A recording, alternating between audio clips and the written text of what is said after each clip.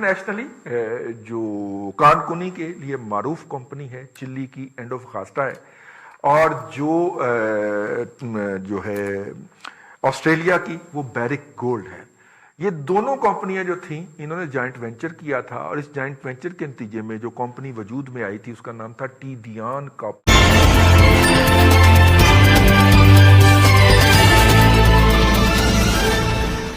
یہ معروف کمپنی ہے چلی کی اینڈ آف خاستہ ہے، اور جو ہے آسٹریلیا کی وہ بیرک گولڈ ہے۔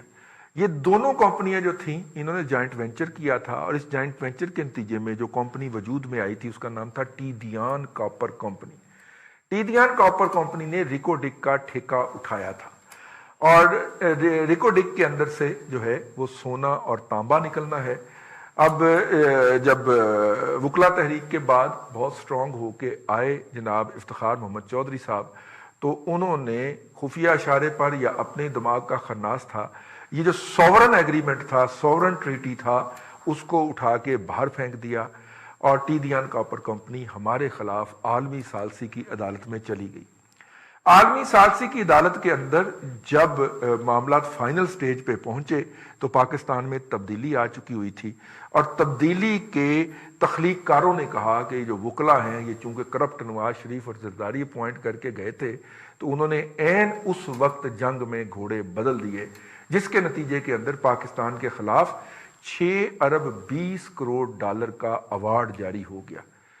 اب اس وقت یہ ایوارڈ جاری ہوا جب ہم 6 ارب ڈالر کے قرضے کے لیے آئی ایم ایف کے در پہ جا کے ماتھا رگڑ رہے تھے۔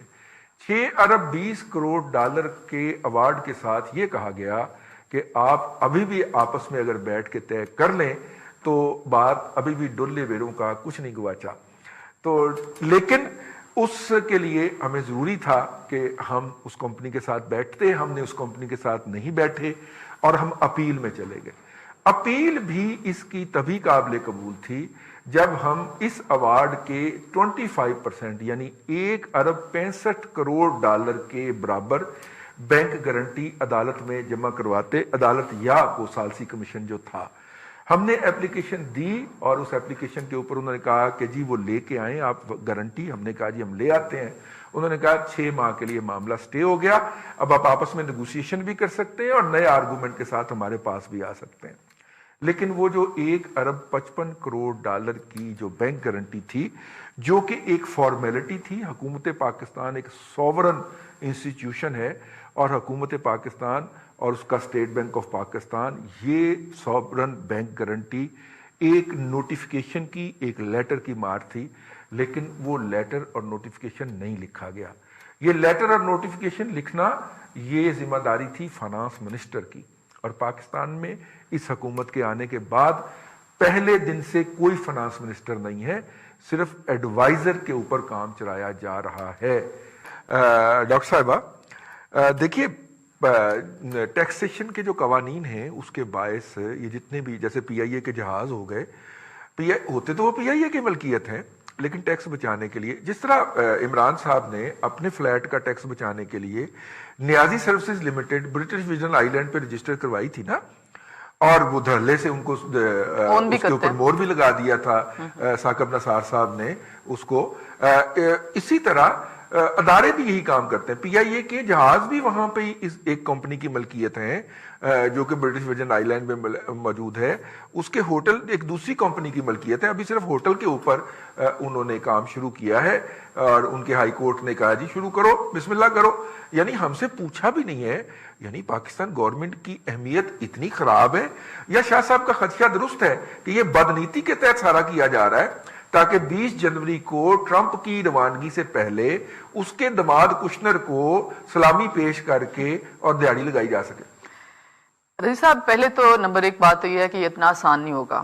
یہ اب آج 25 تاریخ ہے، تو آئندہ 25 دنوں کے اندر سے یہ سارا کچھ ملیامیٹ کر دیا جائے۔ دوسری بات یہ ہے، یہ بدعنوانی کے حوالے سے اس کو نااہلی یا بدعنوانی میں سے سیگریگیٹ کرنا پڑے گا، کیونکہ ہم نے ابھی ویری ریسنٹلی جو ایک تو ہم نے دیکھا نا کس طریقے سے آئل کے اوپر جب پوری دنیا میں ऑयल की कीमतें कोई खरीद नहीं रहा था, माइनस में जा रहा था, तो पाकिस्तान ने पाबंदी लगा के क्या क्या कुछ गुल खिलाए हमने नहीं खरीदा, हमने ऑयल नहीं खरीदा नहीं। और उसके ऊपर फिर किस तरीके से एक दिन में 25 रुपए कीमत शाम को बढ़ा दी गई, जबकि वो रूटीन की जो फर्स्ट डेट को होनी थी उससे भी 4 दिन पहले अरब रुपए कंपनियों की जेब में डाल दिए, कंपनियों की जेब में डाले, अवाम की जेबों से निकाल कर। रजी साहब, इसी तरह आटे के साथ हुआ, इसी तरह से चीनी के साथ हुआ, किसी के ऊपर रिस्पॉन्सिबिलिटी फिक्स नहीं हुई। अभी वेरी रिसेंट जो हुआ है, वेरी रिसेंट जो है LNG के मामले के ऊपर है। हाँ जी, LNG के मामले के ऊपर मैं बताने ये लगी हूं कि आप वक्त पे वो आते हैं, सुना यही है अंदर की मीटिंग्स में, हम तो नहीं बैठते कि आते हैं, एक तकरीर शुरू हो जाती है और तकरीर के ऊपर गल मुक जाती है, ना कोई पॉलिसी बनती है, ना साइन होते हैं, तो चलो जी चलो। अब इसको नाअहली करें या इंटेंशनल नाअहली कहें, कि क्योंकि वो साथ ही बैठे हुए होते हैं वही बिजनेस टाइकून्स जिन्होंने सिचुएशन से फायदा उठाना होता है। ये LNG का फायदा उठाया। अभी ये जो मौजूदा सिचुएशन है, ये जो बात कर रहे हैं आप रेकॉर्ड के हवाले से, जो फैसला है उसके ऊपर अगर $1.5 बिलियन की गारंटी देनी थी तो वो टाइम पे क्यों नहीं देगी? वो 6 महीने की डेट गुजरनी थी, वो गुजर गई।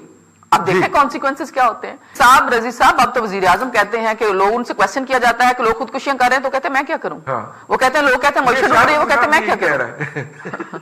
तो ये इस किस्म के, ये जो पाकिस्तान के अंदर चीफ जस्टिस, ये इफ्तिखार चौधरी भी, उनका ओवर कॉन्फिडेंस, उनको अल्लाह ताला ने इज्जत दे दी लेकिन उनसे हजम नहीं हुई। उन्होंने वजीर आजमों को बुला बुला के जलील करना शुरू कर दिया।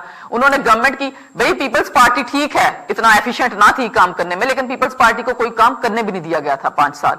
उनके आगे जिस तरीके से बंद बांधे थे उसने इफ्तिखार चौधरी ने, वही बाद में रोल जो है वो साकिब निसार ने नून लीग के जमाने में प्ले किया है। साकिब निसार ने उनके एक एक वजीर को बुला के जलील किया, दूसरों को माफिया दे देता था, उनके ऊपर रिस्पॉन्सिबिलिटी फिक्स कर देता था। ऐसे ऐसे ड्रामे किए हैं, ऐसे ऐसे ड्रामे किए हैं, बैकडेट पनिशमेंट्स दी उनको, उनके सेनेट के इलेक्शन हाईजैक कर लिए साउथ पंजाब के लोगों के हवाले से। कहता था ये 7-8 MP है तो मैं फारग कर दूंगा ना। इस किस्म के एक बयान के ऊपर ही दुनिया की किसी तरक्की याफ्ता मुल्क में, या वहां पे जहां पे जुडिशरी का सिस्टम कायम है, तरक्की याफ्ता नहीं, किसी नॉर्मल मुल्क में भी जहां पे एटलीस्ट जुडिशरी का सिस्टम कायम है, उसी वक्त ऐसे चीफ जस्टिस की अकाउंटेबिलिटी होनी चाहिए थी और उसको फारग किया जाना चाहिए था कि आप कैसे सियासतदानों के मुताल्लिक कह सकते हैं कि आप जो है वो मैं 4-5 MPA को तो 1 मिनट में रिजाइन दिलवा लूंगा। चलिए, खैर इस मामले में हम ना ही जाएं, वो अदलिया वाला मामला जो है वो थोड़ा सा सेंसिटिव, लेकिन अब वो सीट पे नहीं है, बात करनी चाहिए। नहीं, अब जाहिर है कि वो अब अगर वो अखबार में आगे कॉलम लिखेंगे इरशाद हसन खान साहब, तो फिर उसका जवाब आएगा जी। अब वो अपनी मौत का इंतजार करें, अपनी बारी का, बजाय इसके कि वो इस तरह के गंद घोलना शुरू कर रहे हैं और मतलब कि इस कोई नौकरी की तलाश के अंदर इस उम्र में भी निकल आए। यार खुदा का खौफ करो, इतनी आला पेंशन मिल रही है तुमको, बुढ़ापा अच्छा गुजर रहा है, गुजार क्यों अपना बुढ़ापा खराब करता है। खैर भट्टी साहब की तरफ चलते हैं। भट्टी साहब, बहुत सारे लोग हैं शाह साहब जैसे जो कहते हैं कि ये नाअहली नहीं है, ये बदनीति है, कि आप वक्त पे जब अभी ये 16 दिसंबर का फैसला है सर जी, और हमारे इल्म में कैसे आया है कि सुप्रीम कोर्ट में एक केस के दौरान इसका हवाला आ गया और वो फिर हुकाम ने बताया कि जी वहां पे तो ये गुल खिल गया है। यानी अदरवाइज हुकूमत तो आपको बताने, और 8 दिन हो गए हैं, आप मेरा मतलब है आज 25 है ना जी, तो 16 को फैसला आया तो 9 दिन हो गए ना।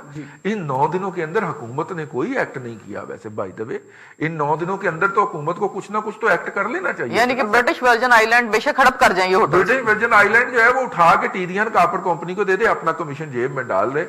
वो दोनों होटल जिसकी एक की मलकियत जो है वो $1 अरब 42 करोड़ है।